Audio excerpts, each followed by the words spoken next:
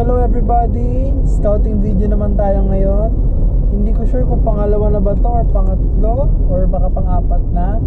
Pero tayo ngayon ay papunta sa Pagsanhan, Laguna, sa may Barangay Anibong. Kasi bukas may gaganapin na advancement camp na for elementary grade 4 to 6 Boy Scouts. Ang Boy Scout kasi natin ay divided into parts. Kumbaga, ang grade 4 to 6 ay Boy Scouts ang tawag. Ang high school naman, grade 7 to grade 10, ang tawag sa kanila ay Senior Scouts. Pero depende, may ibang senior high na Senior Scout pa rin. Ang age kasi nila hanggang 21 ata kung di ako nagkakamali, or 18, ganyan. Tapos ang susunod doon, Rover na. Pero ang gaganapin bukas ay advancement camp for Boy Scouts. So ngayon ay January 25, tayo ay magda-day 0 para makapag-set up tayo doon ng maaga. Tsaka sana wag lang umulan. So hindi na ako babiyahe doon ng January 26 kasi malayo pa ang panggagalingan natin. Dito pa tayo manggagaling sa Makati. Baka abutin pa tayo ng traffic. At least ngayon January 25 walang traffic, hapon, tanghali pa lang. Yan na pala, 12:30. So malamang sa malamang nandun na tayo ng alas 3 or binati alas 2. Pero dadaan muna ako sa bahay. So baka mga alas 4 doon tayo. Kain muna ako sa bahay. So see you na lang pagdating sa Pagsanhan, or see you later na lang. Bye bye. So ayun nga, ang oras ay 3:30 na. At nandito na tayo sa may bandang malapit na rin sa Pagsanhan, pero dito pa tayo sa may Santa Cruz. Siguro boundary na ata to. Nakakain na ako, nakuha ko na iba kong gamit, yung mga kailangan ko. So ayun, bali magsiset up na lang tayo doon pagdating sa may campsite. Tapos siguro magpapahinga para kinabukasan ready tayo at may energy. So ngayon siguro estimate ko mga siguro 4 o'clock nandun tayo sa may campsite. So see you later. Hala, ba't ganyan na lang? Ang alam ko dati maganda yung arko ng Pagsanhan eh. O baka iba to? Pero maganda rin. Okay. Iba pala yung kanina. Ito kasi yung hinahanap ko, yung malaki, yung parang luma. Ayan, Pagsanhan.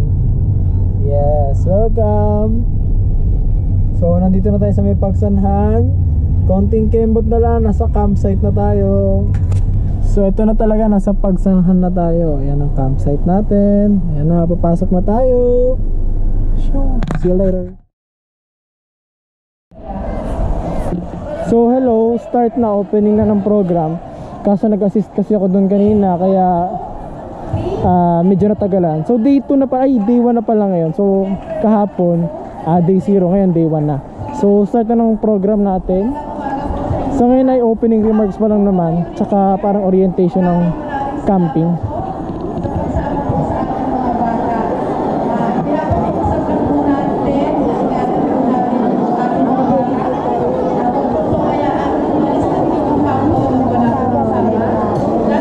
Mula po sa division ng Kabuyaw, 237.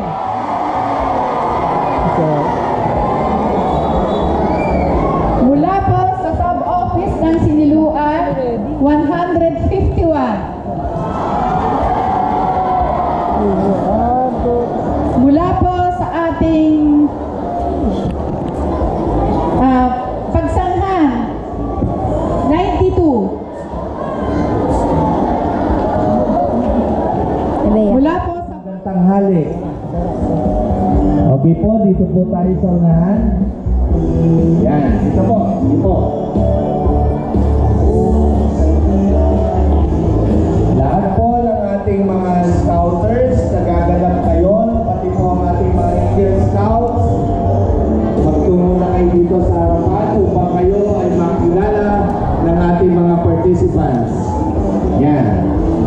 So para po sa ating official representation, kung mapapansin nyo, meron siyang safety ring. This safety ring represents commitment made to always protect young people, which is one of the objectives of the Boy Scouts of the Philippines. Aside from this naman po, makikita nyo po sa gilid, meron po tayong square knot. Ito po yung ating ginagamit na na not sa pag-rescue or sa pag-save po. It represents commitment made to all, it emphasizes emergency preparedness, which represented in the BSP motto, which is always prepared or laging handa. It also represents camaraderie and brotherhood among Eagle Scouts. So yan, kami ay magtuturo ng wigwam. Dito tayo natin. Ituro natin. Pag-ausap mo natin dito kasi dito harap mo. Hindi, pwede na yung harap natin dito. Ay, teka, try nyo nga dito kung kaya to. Dito sa puno na to, tsaka dito. Mahaba, sige.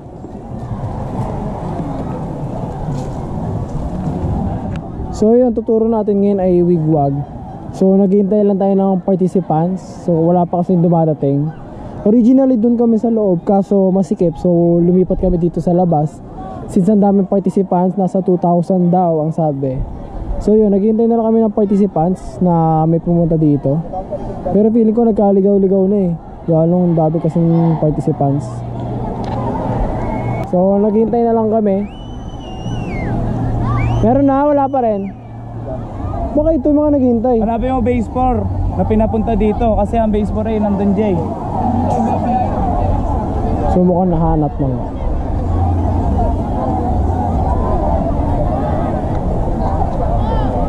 Oh, nasang base tayo? Anong base? This one. Okay, good morning. Ano, narinig ako? Pag? Hindi, ano? Pag may kausap. Yung mga unang panahon, wala tayong cellphone. Ngayon kasi madali na lang. Nandun ka, nandito ako. Tawagan mo ako, punta ka dito.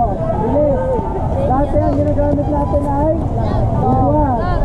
Sige ako magbabanggit ng number. O, talikod kayo dito. Sige, babanggitin yung number, babanggitin yung number. Ay, tatlo, talikod. Dito ka, magkano na ngayon? Susod kayo konti, baka pagkita sa mamay dyan.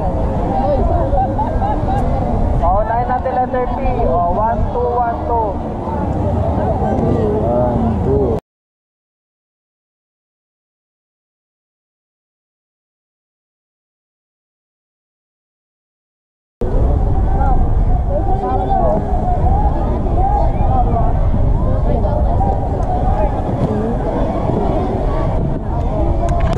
Kung makikita nyo sa kaliwa, bakit may pula, bakit may puti? Saan ba ginagamit ang pula? Sige. Ha? Hindi? Ay. Sige, pagdilim. O, alin nyo ng pagdilim? Mali. Yung puti, madilim di ba? Mas light ang puti. Ang pula ay ginagamit sa maliwanag. Pero tama yun. Yung kanina natin ginawa, BSP, pinakamadali. Pag iwalay kayo. Yung minions sa harap, yung minions, ayan. Iwalay kayo. Madali, anong base? Base 4B. Ano bang ginawa natin? So, andito po tayo sa base 4B, which is wigwag po. Wigwag. Sige nga. Paano wigwag? Wigwag po ay ginagamit sa communication before dahil wala pa po tayong ginagamit na cellphone. So, if malayuan po ang kausap natin or ka-communicate, mas convenient pong gamitin natin ang wigwag. Meron po itong dalawang kulay na which is red and white, and para po mas lalong makita sa umaga ay ginagamit naman po natin ang kulay pula. Sa kulay puti naman po, gagamitin natin ito pag medyo madilim na or dawn.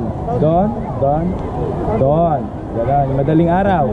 If totally dark na po, gagamit na po tayo ng torch or flashlight. Ano ba yun? Dahil tinuro ko, alam mo talaga. Sige, out of topic. Paalam ka ba? Aba, Sa camping. Apa. Day 0 ka ba? Day 1? day 0 po. Paalam ka ba? Aba. Iba kasi nagkakabig yung nagpapaalam. Alam mo kasi, baka wala na akong bio yan sir. Ito po ba din yun? May pagbabago po ba? Wala po ma'am. Yan na po mismo yun. So meron na po tayo. Siguro lang ay hindi po nakita na officer natin na naandyan. Ano po? Pero kung yun po ay naipasa mismo through Salita ka na lang mo. may nakita po ba kayo doon kanina na nag-present ang choir? Hindi na Habang may meeting, simpleng tanong, ay ulitin po natin. Maximum of 5 minutes, 1 or 2 question only. Saka galing ka ng Po, CR. sa BOR natin. Galing CR ka ba? At ang ating eagle ay sila SPL Galing na po CR ka talaga? mag-orient sa kanila. Okay na po tayo? Okay na po. Full course uli po tayo bukas. Ala.